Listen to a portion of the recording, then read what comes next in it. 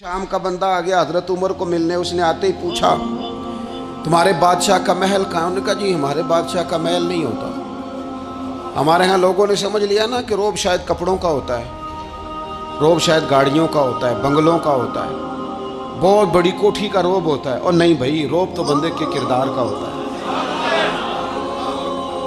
اس کے افکار کا روب ہوتا ہے، روب اس کے اونچے خیالات کا ہوتا ہے۔ کہاں ہے آپ کے بادشاہ کا محل؟ تو نے کہا محل شہل تو کوئی نہیں، مسجد میں ہوں گے امیر المومنین۔ بندہ کہتا ہے میں سوچ میں پڑ گیا کہ جس کے نام سے میرا بادشاہ کانپتا ہے وہ مسجد میں ہوگا، گن مین ہی کوئی نہیں، ہٹو بچو ہی کوئی نہیں، ادھر ادھر ہی کوئی نہیں، پہرے دار ہی کوئی نہیں۔ مسجد میں جا کے پوچھا جناب عمر، کہنے لگے ادھر ہی تھے۔ کدھر ہیں بھائی حضرت؟ وہ کدھر ہیں؟ میں ادھر ہی تھے۔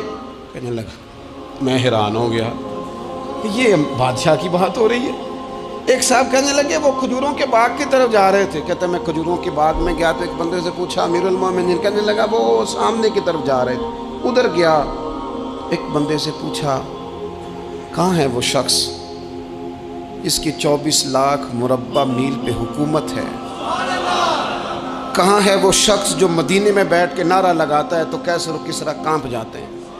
وہ بندہ کدھر ہے کہ جس کی بات جگہ جگہ ہوتی ہے، جس کا تذکرہ سنا ہے کہ اسے دیکھ کے شیطان بھی رستے بدل جاتا ہے؟ انہوں نے کہا وہ دیکھ رہے ہو کھجور کے درخت کے نیچے کنویں کے ساتھ مٹی کا ڈھیلا تکیے کی جگہ رکھ کے وہ جو تامت باندھے کرتا پہنے سویا ہے وہی تو فاروق اعظم ہے۔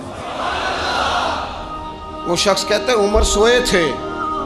شیر سویا بھی ہو تو اس کا روب ہوتا ہے، شیر جو ہوتا ہے، شیر کبھی سو بھی جائے نا تو لوگ پھر بھی خوف کھاتے ہیں، اور اس کے جاگنے کا خوف کھاتے ہیں کہ یہ کہیں جاگ نہ جائے۔ شیر جو ہوا، کہتے ہیں حضرت عمر سوئے تھے پر میں قریب گیا تو میرے وجود پہ روب طاری ہو گیا، روب، اور میری زبان سے بے ساختہ یہ جملے نکلے کہ عمر تو انصاف کر کے سویا ہے نا، تو مٹی کے ڈھیلے پہ بھی تجھے سکون کی نیند ہے۔ خودداری، وقار، عزت، یہ احساس کمتری سے باہر نکلیں۔ ہم نے اپنے بچوں کو مسل ڈالا ہے، وہ تسی ماڑے دے بچے ہو، تسی تو نہیں نہ آگے جا سکتے، وہ اسی غریب لوگ کا بیٹے تو فلانے کے ساتھ نہ جایا۔ ہم نے اپنے بچوں کی خواہشات تباہ کر دی، کمزور کر کے رکھ دیا، انہیں بار بار سکھایا ہم نے۔ خوددار تھا وہ باپ جس کی تھوڑی سی آمدن تھی، پر وہ گرمیوں میں اپنے پتر سے کہتا تھا پتر بڑھولے میں دانے ڈال دیے ہیں، تمہاری ماں نے مرتبان میں اچار ڈال دیا ہے، لو اب ساری گرمیاں پرواہ کوئی نہیں۔ وہ خوددار لوگ تھے، لیکن آج یہ دین غالب ہونے کے لیے آیا ہے، مسلمان نے غالب ہونا ہے۔ یہ تھوڑا اپنی ذات سے اٹھ کر جب سوچے گا نا، بڑی بات کرے گا، بڑی سوچ پیدا کرے گا، بڑا اس کا مزاج ہوگا، کھلا اس کا دل ہوگا، تو پھر نا یہ ذرا سر اٹھا کے جیے گا۔ قرآن مجید کی جو آیت کریمہ میں نے تلاوت کی، اللہ کریم نے فرمایا هو الذی ارسل رسولہ بالہدی ودین الحق، فرمایا وہ قادر مطلق ہے جس نے اپنے رسول کو ہدایت اور حق دے کے بھیجا ہے۔ دو چیزیں دے کے بھیجا، ہدایت اور حق۔ کتاب ہدایت اور حق حضور لے کے آئے۔ کس لیے بھیجا ہے؟ کہ نیرا تسبیح پڑھیں اور سو جائیں، نیرا جناب عبادت کریں اور آرام کریں، نیرا جناب تلاوت کریں اور آرام کریں، نہ۔ هو الذی ارسل رسولہ بالہدی ودین الحق، وہ رب ہے جس نے اپنے نبی کو، اپنے رسول کو ہدایت اور حق دے کے بھیجا ہے۔ کیوں؟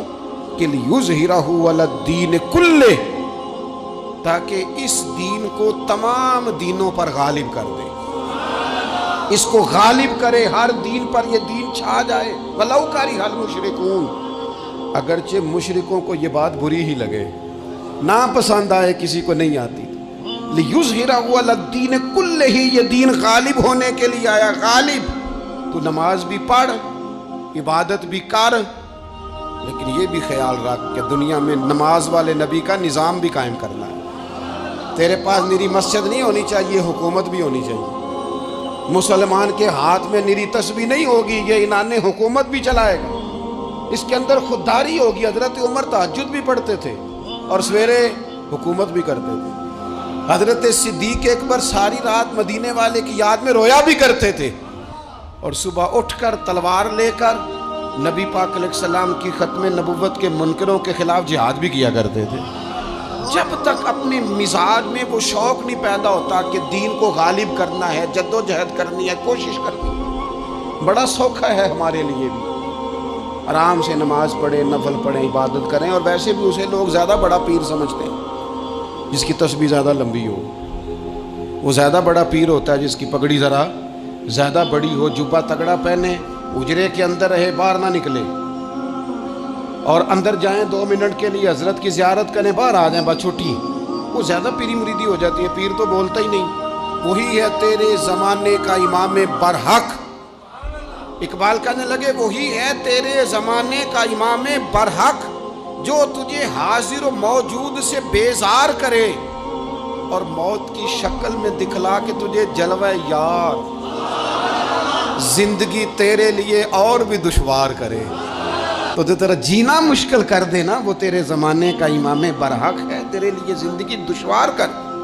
یہ کیا بات ہوئی کہ ٹھیک ہے جناب آپ موج کریں جو دین غالب ہونے کے لیے آیا، دین کے مزاج میں غلبہ ہے، دین کی طبیعت میں غلبہ ہے، دیندار چھا کے وقت گزارا کرتے ہیں۔ اللہ تعالیٰ نے اس دین کے اندر وہ قرار دیا ہے، وہ وسعت دی ہے، وہ درد دیا ہے، وہ ذوق دیا ہے، اپنے اندر سے وہ بت توڑ ڈالے جو بت مایوسی پھیلاتے، ان جگہوں سے نکل آئیں جہاں انسان کمزور پڑتا ہے، اٹھ باندھ کمر کیوں ڈرتا ہے، پھر دیکھ خدا کیا کرتا ہے، آگے کی طرف